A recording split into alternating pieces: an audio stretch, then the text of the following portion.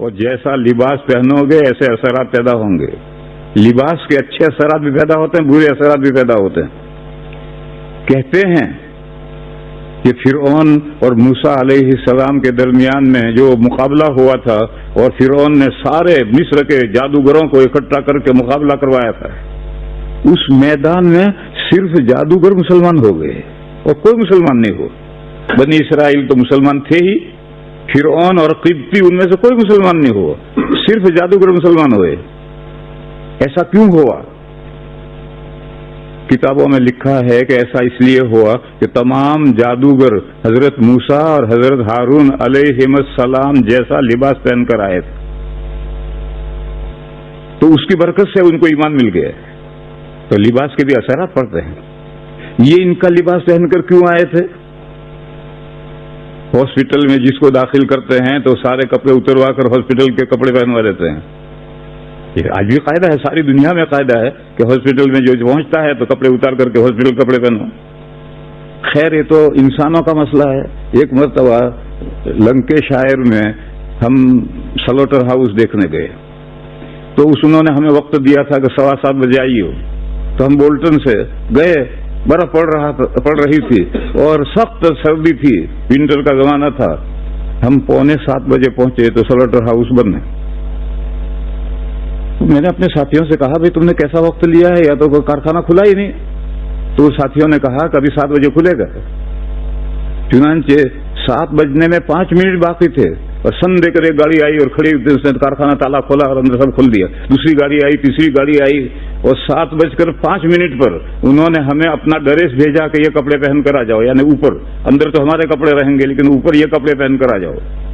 یعنی وہ slaughter house کا جو ڈریس ہے وہ ڈریس اندر سے بھیجا انہوں نے ہمارے سب کے لیے کہ یہ ڈریس پہن کر کے آؤ.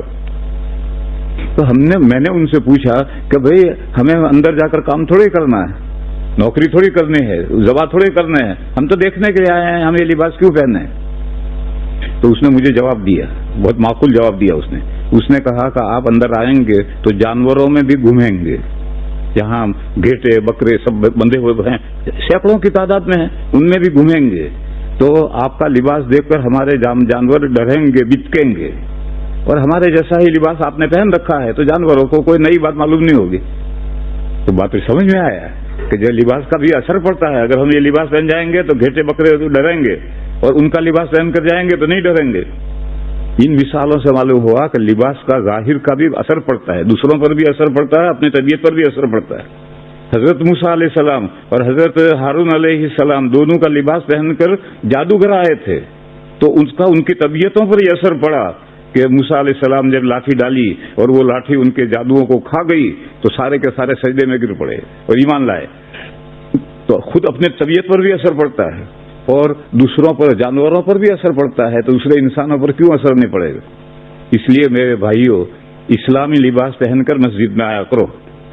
جاب پر جب جاتے ہو تو تمہیں جو لباس پہننا ہو پہنو، لیکن مسجد میں اللہ کے گھر میں آؤ تو نیک بندوں کا لباس پہن کر آؤ. اس کا طبیعتوں پر اثر پڑے گا، عبادت کرنے میں جی لگے گا. اور اگر آپ وہی لباس جو جاب کا لباس ہے وہی لباس پہن کر آئے اور ہاتھ میں موبائل بھی، بڑا موبائل بھی لے کر آئے اور تکبیر ہونے تک موبائل سے کھیلتے ہی رہے، تو طبیعت پر کیا اثر پڑے گا اس کا اندازہ خود ہی سمجھو. تو دشمنان اسلام نے عربوں کی عورتوں کا جو کرتا تھا وہ مردوں کو پہنا دیا ہے.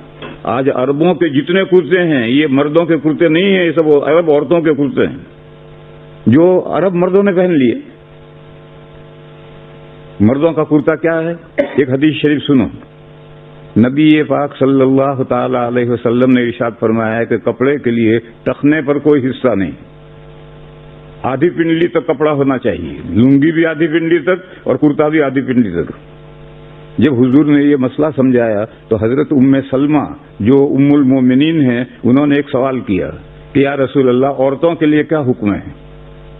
تو حضور نے فرمایا کہ عورتیں مردوں کے کرتے سے ایک بالشت کرتا نیچا رکھیں. تو ام سلمہ نے کہا کہ اس صورت میں تو عورتوں کے پیر نظر آئیں گے. تو حضور نے فرمایا پھر پیر نظر آئیں گے تو ایک ہاتھ نیچا رکھیں، اس سے زیادہ نیچا نہ رکھیں. یہ حدیث شریف ہے.